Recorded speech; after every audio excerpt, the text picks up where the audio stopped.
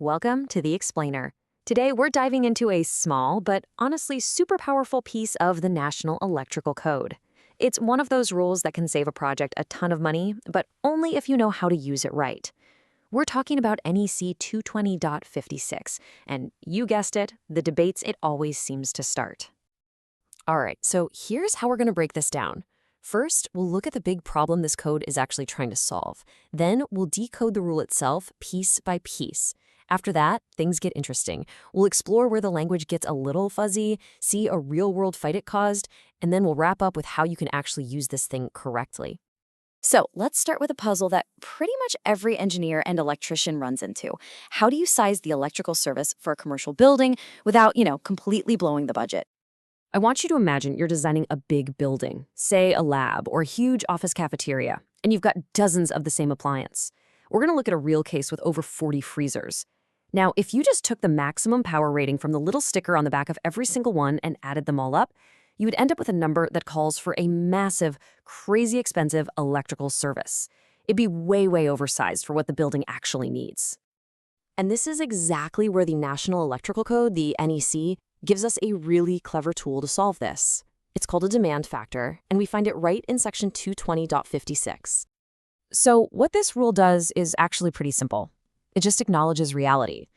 It knows that in a room full of appliances, not everything is going to be cranked to the max at the exact same time. It's just not going to happen. So the code lets you apply what's called a demand factor to get a more realistic, smaller, and most importantly, less expensive electrical service.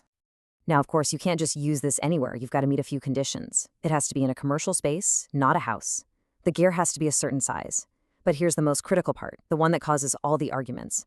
The equipment has to have either thermostatic control or intermittent use. That little word "or" is the whole key to this thing. Don't forget it. And this is where the magic happens. Look at this table. The more stuff you have that qualifies, the bigger a break you get.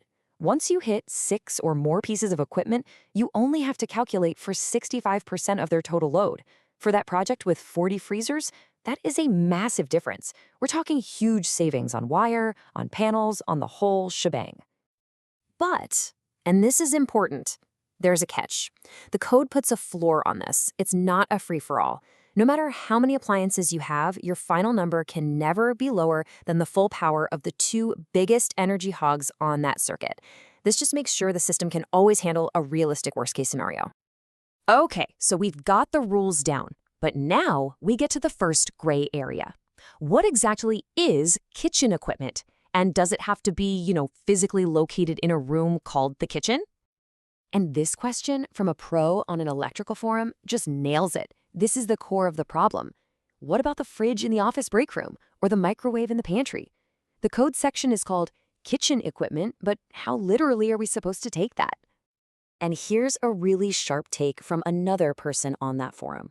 They point out that the code's actual text says other than dwelling units. It doesn't say must be in a kitchen. This suggests the real dividing line isn't the name of the room, but the type of building, commercial versus residential. Okay, so let's take this little bit of ambiguity and see what happens when it smacks into the real world. This situation sparked a huge debate among some serious electrical experts. And there it is. A designer working on this lab with over 40 freezers tried to use that sweet 65% demand factor.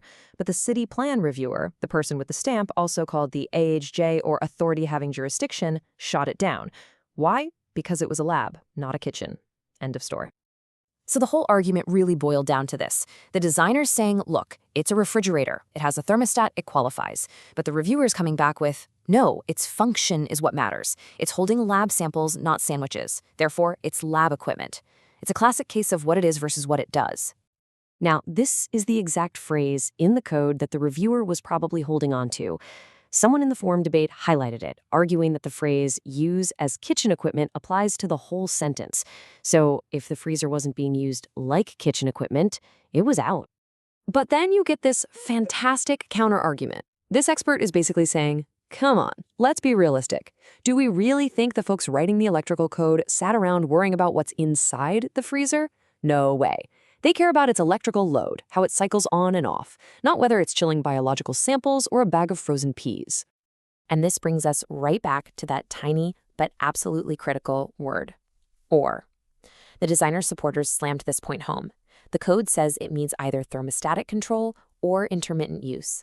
The lab freezers are, without a doubt, thermostatically controlled. Check. They meet the condition.